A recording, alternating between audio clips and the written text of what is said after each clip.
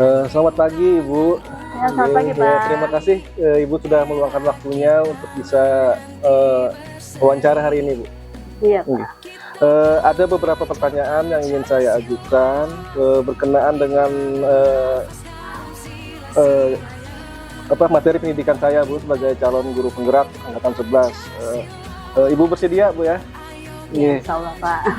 Yang pertama, selama ini bagaimana Anda dapat mengidentifikasi kasus-kasus yang merupakan dilema etika atau bujukan moral? Selama saya bertugas sebagai kepala sekolah di sini, ada beberapa kali terjadi dilema etika dan rujukan moral. Oh ya. Jadi untuk cara atau langkah saya mengidentifikasinya, di sini saya biasanya memperhatikan di sini apakah permasalahan itu terdapat dua pilihan yang sulit, kayak gitu, atau kemudian apakah ada pihak-pihak yang mencoba membujuk, kayak gitu, Pak. Terus tuh apakah ada satu nilai moral yang menonjol di situ sebagai indikator itu merupakan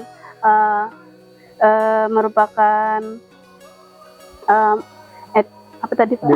Dilema etika ataupun bujukan moral gitu. Jadi 3 hal itu yang sebagai indikator saya mengidentifikasi apakah merupakan dilema etika atau bujukan moral. Kita lanjut, Bu, ya.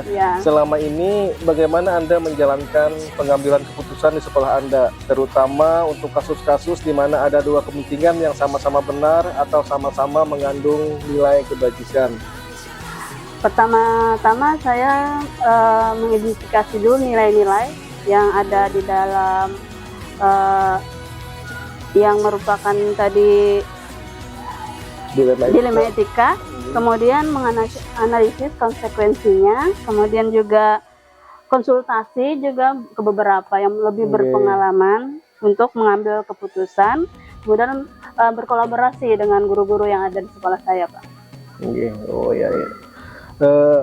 Langkah-langkah atau prosedur seperti apa yang biasa Ibu lakukan selama ini? Seperti yang saya katakan tadi, untuk identifikasi di sini nilai-nilai yang ada di dalam kasus tersebut.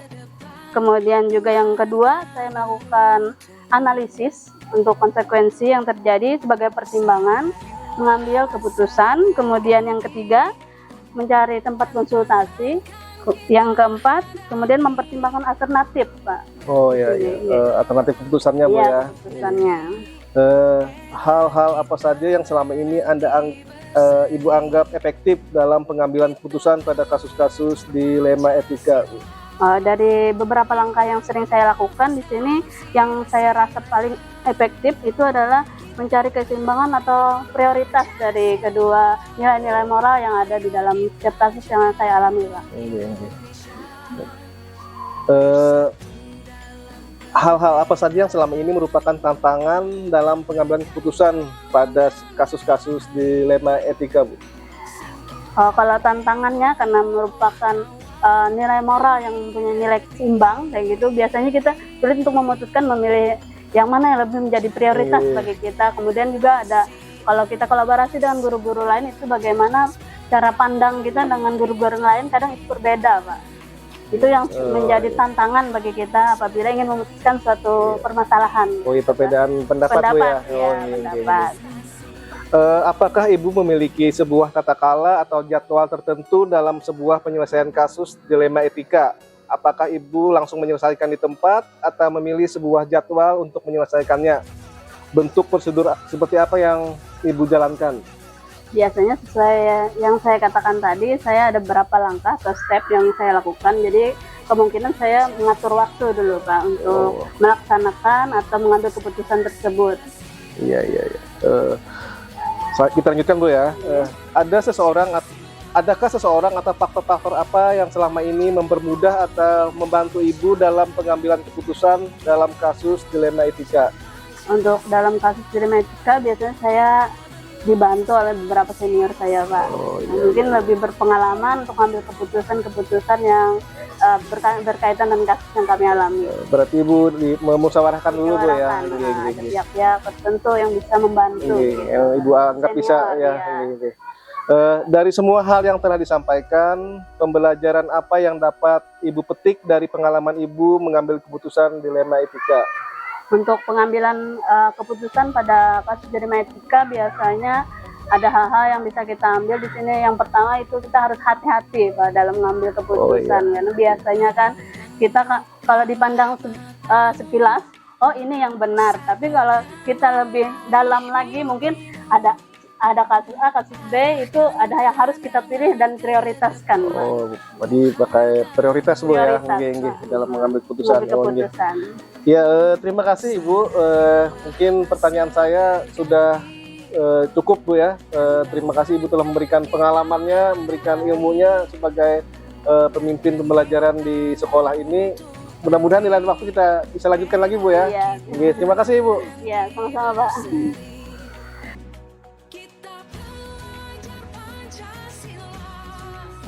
Terima kasih Pak Rudi karena Bapak telah berkenan meluangkan waktunya bagi saya untuk melaksanakan wawancara hari ini Pak. Jadi berkenaan dengan tugas saya sebagai calon guru penggerak Angkatan 11, ada beberapa hal yang ingin saya tanyakan kepada Bapak selaku kepala sekolah di sekolah ini Pak. Hingga kalau itu saya mulai saja Pak ya. Bisa. Yang pertama Pak, selama ini bagaimana Bapak dapat mengidentifikasi kasus-kasus yang merupakan dilema etika atau bujukan moral? Untuk kita mengidentifikasi dilema etika atau bujukan moral itu kita bisa dengan melakukan identifikasi dulu. Mengidentifikasi kasus itu, juga situasi-situasinya, kondisinya, serta isu-isu etika yang meliputi kasus itu. Nah, kemudian juga kita bisa juga dengan melakukan inventarisir apa yang berkaitan dengan kasus itu, sehingga kita bisa membedakan, oh ini termasuk dilema etika atau bujukan moral tadi itu. Nah, seperti itu Pak. Jadi kita perlu identifikasi, terus kemudian menginventarisir, terus membaca isu-isu yang ada, kemudian menganalisis dampak yang ada akibat dari adanya kasus itu. Kita bisa membedakan bahwa ini Jadi begitu Pak ya. Iya. Pertanyaan kedua Pak, selama ini bagaimana Bapak menjalankan pengambilan keputusan di sekolah Bapak, terutama untuk kasus-kasus di mana ada dua kepentingan yang sama-sama benar atau sama-sama mengandung nilai kebajikan? Kalau untuk pengambilan keputusan ya, mau tidak mau kita harus berpegang pada prinsip-prinsip pengambilan keputusan. Seingat saya itu ada 3 macam prinsip-prinsip dalam pengambilan keputusan. Itu yang pertama itu, pengambilan keputusan itu kita harus berorientasi kepada hasil akhir. Nah, hasil akhir itu kita pikirkan apa yang kita inginkan dari hasil akhir itu, itulah kita jadi pertimbangan untuk pengambilan keputusan. Kemudian kita berorientasi kepada norma atau peraturan-peraturan yang berlaku baik di lingkungan masyarakat ataupun di lingkungan sekolah itu sendiri. Jadi di situ juga harus menjadi pertimbangan. Kemudian yang ketiga adalah dengan orientasi dengan rasa kepedulian kita, baik terhadap yang terkena masalah maupun dampaknya, maupun dengan apa yang akan ditimbulkan jika mengambil keputusan. Jadi kita tetap berpegang teguh pada prinsip-prinsip pengambilan keputusan. 3 prinsip tadi Pak ya? Iya, 3 prinsip. Selanjutnya Pak, langkah-langkah atau prosedur seperti apa yang biasa Bapak lakukan selama ini? Ya, seperti yang lazim dilakukan orang. Yang pertama, biasa kita mengidentifikasi seperti yang saya sampaikan di pertama tadi, tentang situasi, kondisi, kemudian isu-isu permasalahan yang berkaitan dengan kasus yang kita hadapi itu. Kemudian kita mengumpulkan informasi-informasi atau fakta-fakta yang berkaitan dengan kasus itu. Nah, kita kumpulkan. Nah, kita dengan banyaknya informasi-informasi yang masuk itu, kita mulai memikirkan langkah apa yang harus kuambil. Nah, atau istilahnya kita mencari alternatif pemecahan, alternatif penyelesaian dari atau pengambilan keputusan atau tindakan yang harus Bapak ambil untuk menyelesaikan masalah itu. Jadi kisahnya kita itu membuat alternatif pemecahan. Kita nggak bisa membuat satu pemecahan aja, tapi kita bikin ada beberapa.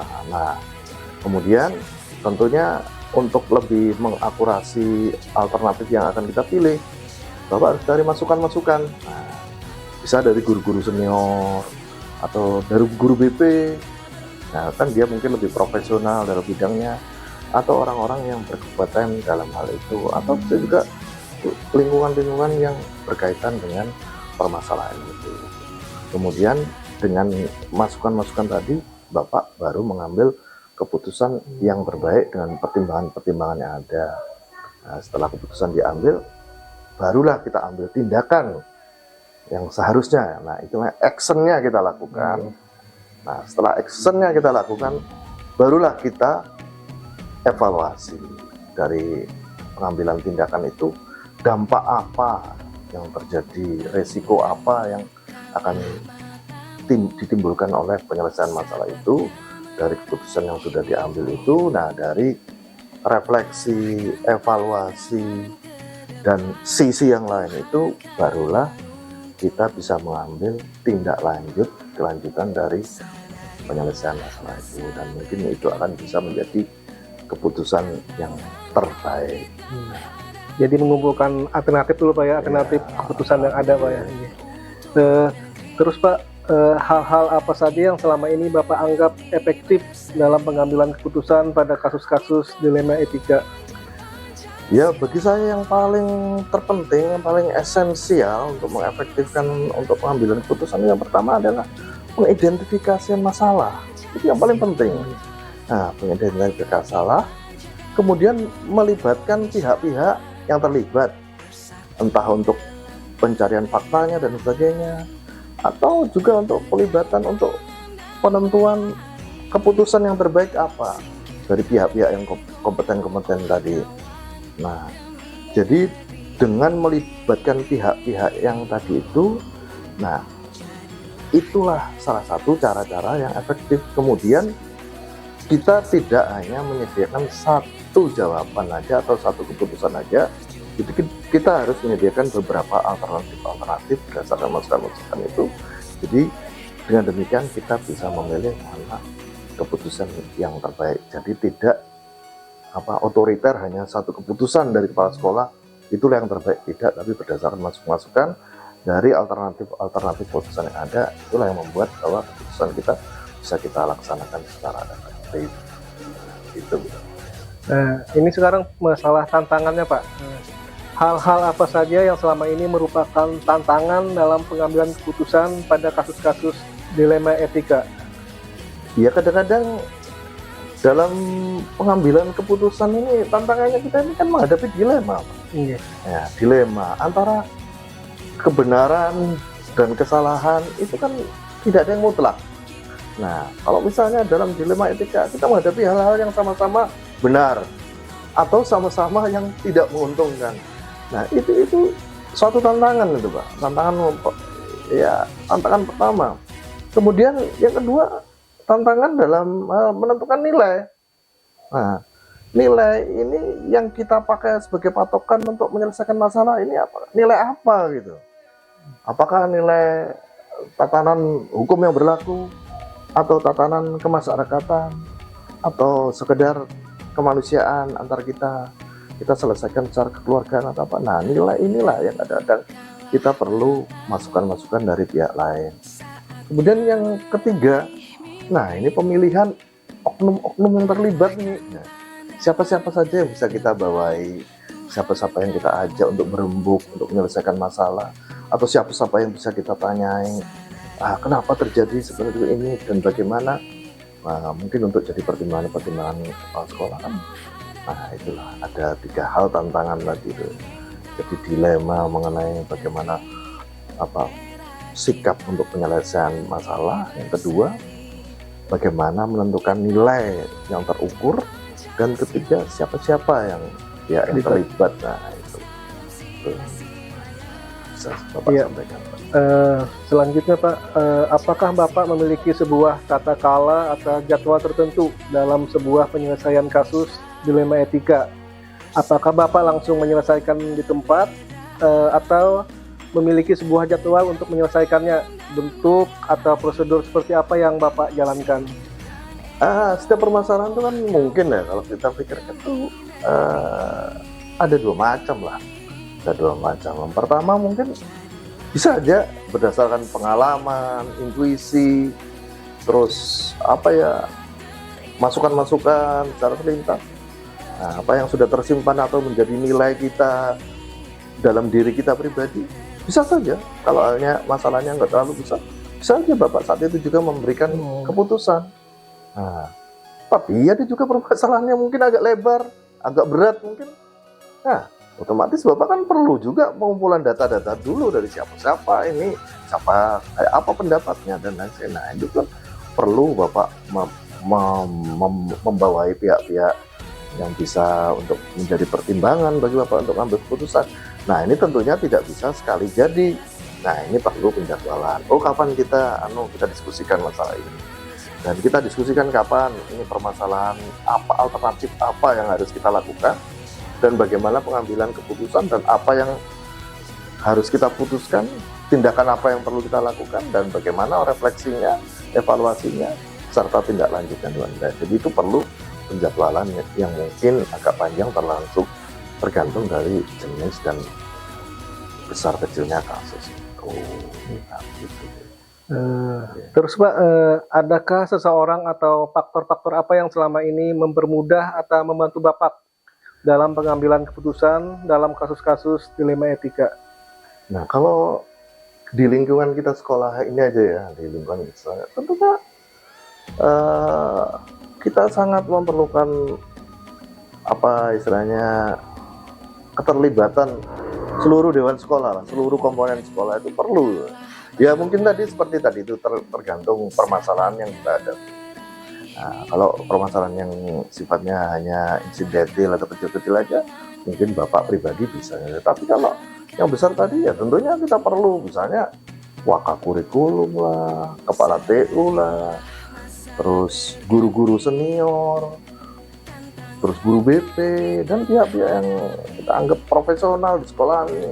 Atau kalau perlu mungkin komite sekolah atau melibatkan apa instansi lain, misalnya dari pihak puskesmas kah, atau tergantung dari pihak kantor urusan agama atau kecamatan atau kepolisian. Nah, tergantung permasalahan apa kita hadapi.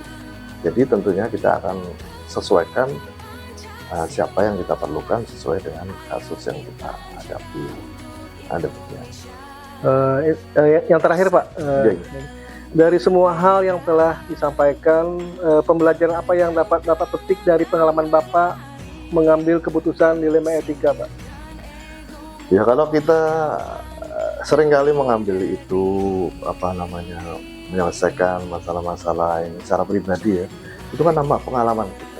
Kan kita menghadapi dilema, menghadapi konflik, menghadapi dua hal yang sama-sama baik atau dua hal sama-sama yang kurang baik, atau salah satu baik, salah satu kurang baik. Nah, itu akan menambah wawasan kita, menambah pengalaman pribadi kita, menambah kekayaan intelektual kita, sehingga itu bisa menumbuhkan kepercayaan diri kita, membangkitkan confidence kita tentang kemampuan diri kita, sehingga oh ternyata aku ini punya kemampuan untuk memimpin, oh aku ini punya kemampuan untuk menyelesaikan masalah, oh kemampuan untuk mengendalikan emosi, oh kemampuan untuk mengayomi semua pihak. Disitulah kita akan bisa memandang positif kepada diri kita sendiri, dan ini sangat positif bagi hidup kita, karena bagaimanapun kita itu perlu menilai positif terhadap diri sendiri untuk berkembang ke arah yang lebih baik, apalagi untuk mengambil keputusan, untuk ya bisa menetapkan tujuan, sehingga kalau kita punya cita-cita atau punya harapan itu bisa kita laksanakan dengan baik. Nah, itu manfaatnya gitu. Artinya hal yang baik yang bisa kita ambil manfaatnya. Ya, terima kasih Pak Rudi. Pak Rudi sudah banyak berbagi pengalaman. Tadi bagaimana prinsip-prinsip cara mengambil keputusan, langkah-langkah mengambil keputusan, alternatif keputusan dan pihak-pihak yang dilibatkan Pak Rudi dalam mengambil keputusan. Terima kasih, sangat menginspirasi saya yang selama ini perlu belajar lagi, terutama dari Bapak sebagai kepala sekolah di sekolah ini. Mudah-mudahan itu bisa menambah wawasan saya ke depannya. Terima kasih Pak Rudi. Ya, mudah-mudahan bisa bermanfaat dalam proses Anda belajar sebagai calon guru penggerak, sehingga bisa memberi manfaat dan menggerakkan kawan-kawan ke arah yang lebih baik lagi, sehingga sekolah kita makin maju dan anak-anak makin semangat dan belajar, sehingga bisa istilahnya tujuan pembelajaran di tingkat sekolah, visi misi kita maupun secara nasional bisa bertambah. Itu aja mungkin yang bisa saya sampaikan. Terima kasih Bapak. Ya. Oke.